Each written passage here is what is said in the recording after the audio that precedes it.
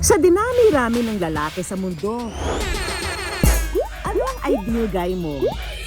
Ang ideal guy ko, yung maputi, tsaka yung mas matangkad sa akin. Chinito at magaling pumarma. Yung ideal guy ko, yung astig at yung kaya kong ipaglaban. O ha? Lakas makakay-drama oh. Pero teka, ang nakilala naming si Hazel, isang teacher with master's degree and soon to be PhD. Hindi raw tumitingin sa panlabas na anyo o yaman ng isang tao. Sa katunayan na nga, ang kanyang opa, dito niya raw natagpuan sa isang construction site. Okay class, our lesson for today is about love.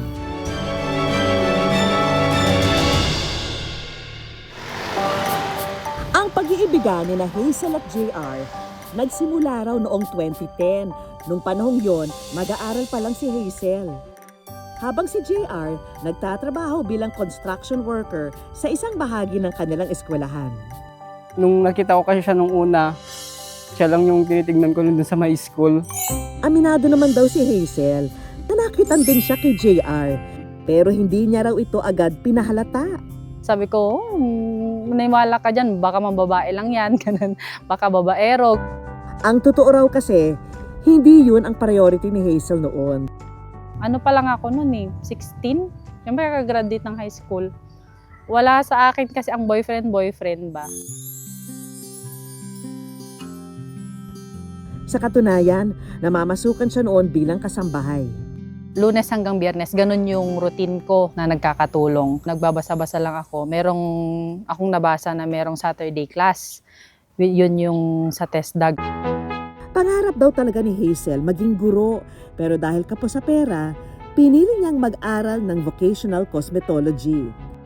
Habang si JR naman, nag-enroll ng vocational cookery sa parehong eskwelahan, kasabay ng kanyang pagiging construction worker. Bali, ang room lang namin, isang pagitan lang. Para sa babaeng napupusuan, itong si JR never say die. At nagpursige para mas mapalapit kay Hazel.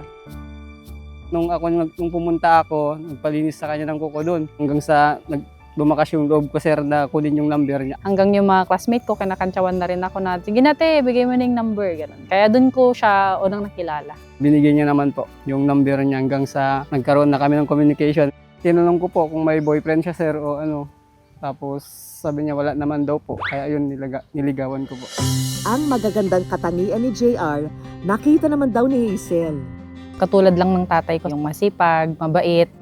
Hindi nagtagal, nakuha niya ang matamis na oo ng dalaga. Magpapakilig sa akin, sir, pag magsasabado na. Kasi magkikita na kami ulit. Makalipas ang 2 taong relasyon, ang dalawa nagdesisyon magpakasal. Kinasal kami ng 2012. Hindi pa ako nakapag-aral agad. Kasi, yun na, may baby na kami. Naging abala man sa pagiging asawa't ina, hindi raw nawala sa puso ni Hazel ang pangarap na makapagturo. Kaya hinikayat siya ni JR na muling mag-aral. Ganun siya ka-supportive. Kung ako lang, talagang matagal ko na rin sinukuan. Pero siya lagi niyang sinasabi, hindi, tapusin natin. Ganun. Sumusuporta talaga siya. Mula sa pagko-construction, lumipat si JR sa pamamasada ng tricycle. Ang gabi, ginawa raw niyang araw para maibigay ang pangangailangan ng pamilya at matustusan ang pag-aaral ng asawa. Medyo madilim pa, sir, malabas ako. Tapos gabing-gabi na ako umuwi, sir, para makapag-ipon ako. Kung may gusto ako nun kasi, sir, hindi ako humihinto kahit mahirap basta matapos lang. Dahil na nga sa pagtsatsaga ni JR sa pamamasada ng tricycle, ang good news, natapos din sa wakas ng kanyang kabiyak ang kursong education. At ngayon, isa ng ganap na teacher. Lagi kong sinasabi na walang Hazel Vargas talaga kung wala talaga siya na sumuporta sa akin una pa lang. Pero ang mundo, sadya rin daw mapanghusga. Ang kanilang pag-iibigan, pinagtaasan din ang kilay ng ilan. Lalo na't si Ma'am Hazel may maganda ng propesyon. maraming mapanghusga sa paligid, ganun. Pero hindi naman sila yung iniikutan ng buhay. Pag may sinasabi sa akin, hindi ako yung basta-basta nasasaktan, sir, kasi may paninindigan ako, sir. Imbis na magpaapekto, tuloy lang daw si JR sa pagsuporta sa pangarap ng asawa. Dahil din sa kinikita niya sa pamamasada, si Hazel nakapag-master's degree. At hindi pa raw tapos sa pag-abot ng pangarap si Mama, kumuha pa nga siya ng doctorate degree. At ngayong buwan, magiging ganap na siyang PhD. Ay, masaya, sir. Proud ako, sir, kasi doctorate na rin siya, nakapagtapos na siya, sir. Kasing taas daw ng narating ni Ma'am Hazel ang pagtingin niya sa asawa.